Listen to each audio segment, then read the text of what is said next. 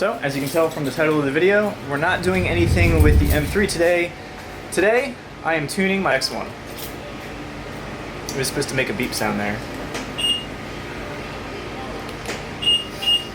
So, just an update, this is completely off topic, but about the diffuser video, I had that big graphic, I didn't know where to put it, and I even reached out to people, and I was like, where could this go? And so anyway, it's just kind of gone there. I thought this was the coolest spot for it.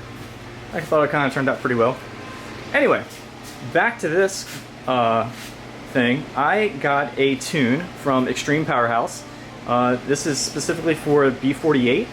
So this, I believe, works for X1s and some minis with that engine, with the 4-cylinder turbo. So we're gonna put this in, see how involved it is.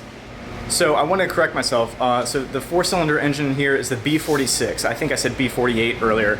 And they are in Mini Cooper S-Works, Mini Cooper, BMW X1, S-Drive, or X-Drive. Same engine, just different, drivetrain. So I debated whether I wanted to go with JB4, which would probably is overkill. So then I thought, okay, like a JB1, just the simple piggyback. And so I looked at that, and then I looked at Dinan, and I kind of went back and forth. The thing I like about this Dinan is that it has this Bluetooth feature where you can get a boost gauge on your phone, and you can also go between 3 maps. So they have Sport, Sport Plus, and Race. I forget exactly what they called it. I have it downloaded here, but I don't think I can connect to it because it's not in. So I am looking at the instructions now. This looks super simple. Like, I'm almost wondering, this video is going to be short. Yeah, it's two 10mm hex nuts. And from the look of it here, it's this 10mm here, and this 10mm here, and then I just lift it up, and then it's just kind of like hidden under this part. So that's all you gotta do. Just gonna take this off, and we'll see where that the clips are. Just confirming here, 10mm, that's it.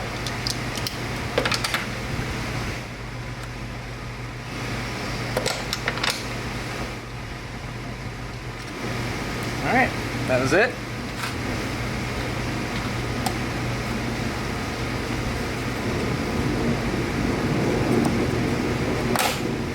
Okay. That's literally it. Just getting a close-up. This is what we need to disconnect. Doesn't look like there's a lot of clearance in there, but we just got to slide this out, and that's where one end of the piggyback is going to get connected. So I realize I really can't get an overhead shot of me disconnecting this, so but it's right below here. I did a close-up of the clip that I need to disconnect. So it appears I just need a flathead to bend this clip back and slide out. Okay, so here's the clip I was talking about. I do have it actually disconnected. So I use this flathead to basically undo this like gray clip because you don't have a lot of clearance for your fingers. So any type of tool you can get, either a hook tool or a small flat head to get that out. And like I said, I already unclipped it, so I'm gonna slide this out here and get you a closer up view. That's what it looks like. That's the great thing I was talking about. Once it here, it can drop down, so just try to wedge it somewhere so it doesn't drop down, because it could be kind of hard to get. And then we're gonna get our piggyback, and it's gonna go from that end into this end right here. So this is it. This is the unit itself right here, Dinan, and there's just 2 ends, and they're gonna go in each one of those clips, and that's it. That's really it. So let's plug it in. All right, so looking at this here, this end going in here, and assuming it's just gonna clip in like that. Nice clip. And this end is what's gonna go sensor. I'm not sure where I'm gonna attach this guy just yet, but I'll just leave it up there. And I'm gonna tuck this up in here. It is very tough to do with one hand and trying to shoot this. Ideally, I'd have a GoPro on my head right now. here, click, tugging on it, and it's not coming out. Appears to be good. All right, so now, and in the pictures, they give you some zip ties. So I'm probably just gonna put it here, zip tie it here somewhere. Bundle it up maybe, and just kind of put it like that. So just gonna kind of probably put this right around here, and I have this coiled up the slack. I'm gonna zip tie that together to some hose just so everything's out of the way. But you can see that is connected to that one, and then that guy got connected there. This is just acts as like a middleman, goes right in between. So just got zip tie here, coiling this up the slack, and then there's a little cutout that they provide on this little casing, so I'm gonna use that to slide this zip tie in. And I think I'm just gonna go around this hose, and that should probably be pretty secure. I'm gonna get one more and go around here just to kind of keep this flat.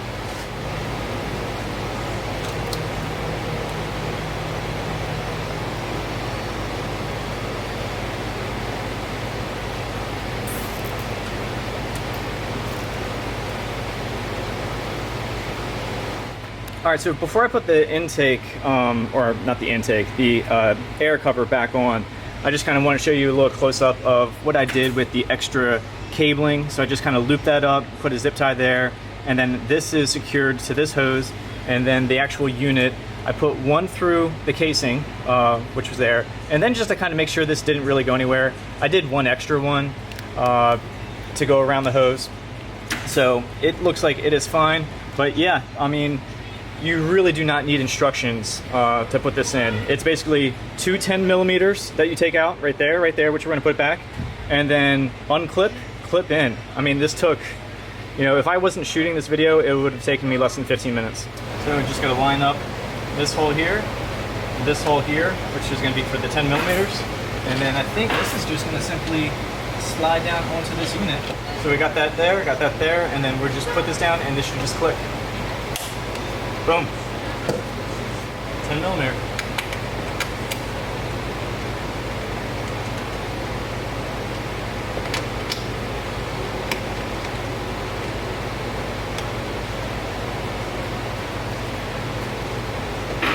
Easy. Here it is all buttoned up. Obviously it looks like just how it was, except you can see a couple wires coming out here, and it's just secured here, here, and here.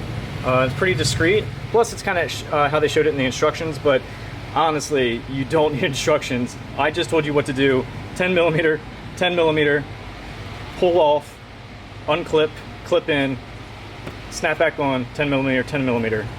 That's it. Easy as pie. So now we're gonna go into the app and make sure we're on the most aggressive setting, because I am fortunate to be on the East Coast, near sea level, and I have 93 octane. So I'm just gonna go to the most aggressive option there is. I am going into Dinan. All right, so there we go, Dinantronics Sport. Sweet. And it's already in race mode, which is awesome. Cool. So very simplistic.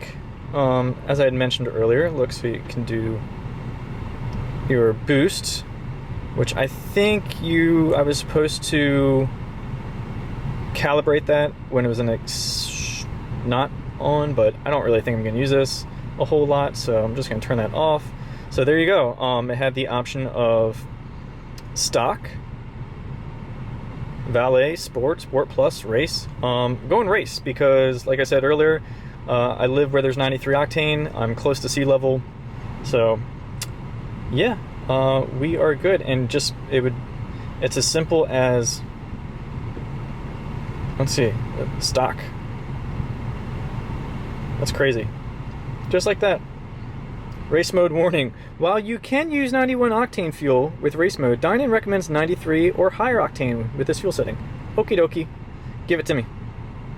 Alright, so we are in race. Let's go for a ride. So, I'm just really kind of letting this warm up here before I pounce on it. Checking the oil temp. And we are good. Alright.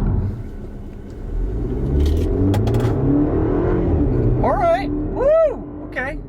Yeah. Okay. I mean, it's no PureTurbo M car, but yeah, the claims of like 30 to 50 horsepower, I can see 30 to 40.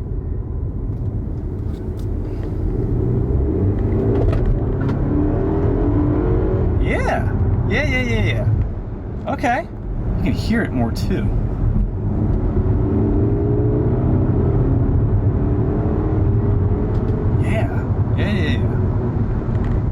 Yeah, no, this feels good. That was, so full race mode, the race setting for the Dinan, and I was in sport, and it felt, yeah, I'm gonna enjoy driving this more now that it's modded.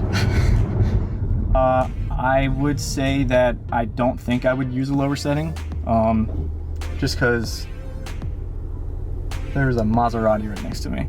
Yeah, just because I have 93 Octane and I'm closer to sea level, so. Here goes that Maserati. I'd say it's a good bang for the buck. You know, it was one of the reasons I love JB4. I talked about in other videos that when I had my 135, I was a big advocate of the JB3, and I did a lot of beta testing for Cary back in 2008. But you know, I always like to just be open-minded. I'm not just like someone who's like set, like this is my brand and I'll never leave, or, you know, I'd like to try all different companies, and I'm very open and honest about just, you know, what I think is the best fit. And it also came down to value too. Anyway, I'm pulling back into the garage. Thank you guys for watching. I appreciate it. If you liked today's video, give me a thumbs up. If you haven't done so already, please subscribe, and I will catch you guys next time. See ya.